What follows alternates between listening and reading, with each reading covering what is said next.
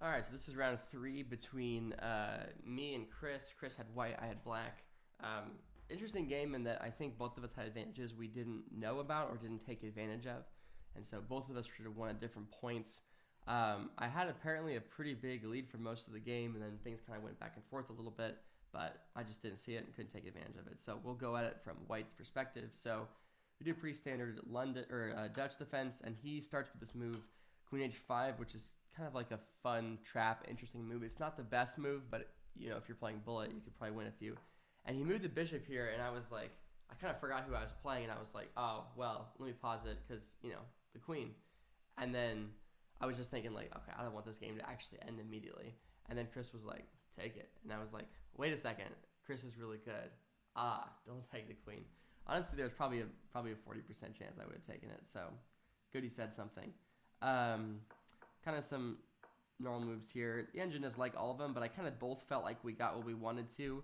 I basically closed everything down, defended the pawn that I got up, and like while we both got all of our pieces developed for the most part, with some errors here and there, I was happy because I was like, okay, things are holding together, and if I can get past that stage in the Dutch, I'm at least doing okay. Here, I think both of us thought for a very long time, and I was debating about, well, actually, let me go back. Right here, I honestly thought I was just losing a pawn, and it took me like a minute of thinking before realizing that this knight defends the pawn, so I can move. And what I really had a debate about was, after this move, was I going to force him to do this knight move? I think both of us saw this was an option. Was I going to force him to do it and gambit a pawn, or not gambit a pawn, or was I going to make another developing move and gambit the pawn like that? So basically, if I just do like some move that I want to make, even moving the knight, somewhere else, or getting this bishop up, or just doing something, and this whole arrangement happens where, let's just say I make a random move. I don't even know, here, and then you take here, and I go here, and this happens. I thought this was pretty good because I was like, okay, I got both my rooks in the file, and I can attack these pawns. Engine hates it. That's what I was thinking about. And I ended up going with the more forcing variation, which is to push the pawn and then force this whole exchange, which Chris was happy to see because he's like, hey, I got double pawns. You got double pawns, or I'm happy with that.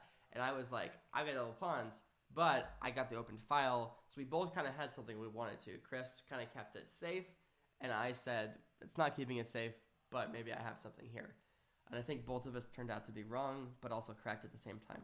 So normal moves here, what I love is that there's a sequence of moves where it's just like begging us after we get through here to, let's see, trade. Okay.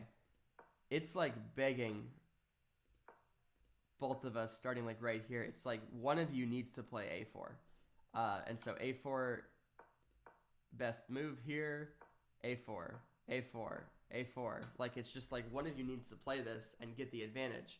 Otherwise it's going to keep going, up and down. Both of us missed that. Here, once we exchanged the pieces, I thought like an eternity here. I ended up making the wrong move because the more I looked at it, the more I just saw like, can't Chris do this?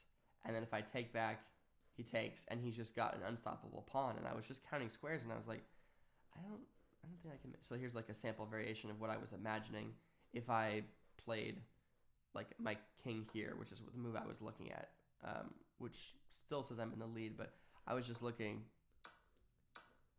and I was just like, I don't know if this is the situation I want to be in.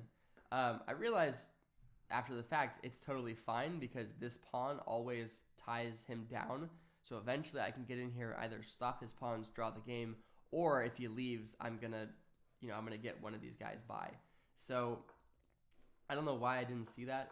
And I thought somehow I need to like let him do it and get my pieces over there, or I need to get past these two pawns and queen that way. So I ended up playing the move h6, which just with the idea of like trading these pawns, and then if I can get to the center in time, I can stop him. But that ended up being the wrong move, and now he's got the advantage because there's this whole sequence of events and it's the same thing. He's just like a little further ahead, and this is a little suspicious for me. So thankfully that didn't happen, and we both kind of missed the idea here. The game kind of fizzled out a little bit here. I think this is where both of us started realizing the game was going to be drawn. Even if we had chances, I think both of us started to move towards that as a possibility, just because his king can never leave this, but since I gave a backwards pawn, I can never break through. There's no like cool moves, and I can never leave over here, so we kind of get ourselves trapped in. I did this kind of fun move with the idea that like you can't take here because I take over here, and then eventually I'm going to come back here, and I'm going to be able to win this pawn because you won't be able to stay on it because I have, so you can't move forward, you can't move here, and then, you know, it's just a matter of over here, and then you got to be really careful because basically I'll always have, there's no opposition here because I'll always have this move to toss in, so you just got to be careful. And I can always just run around this way, basically, but that's not important. The important thing is that he didn't do that. He did the correct, obviously, take this way. And that was fine. I knew that wasn't, like, me blundering anything.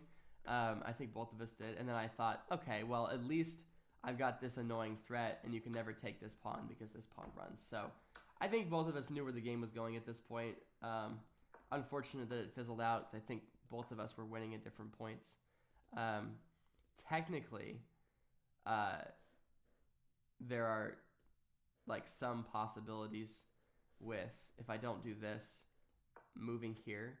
And it's still drawn, but at least there's some, you know, there's some possibilities here. Again, it's still drawn, but it's really tricky. Both of us get queens, and it's just awful.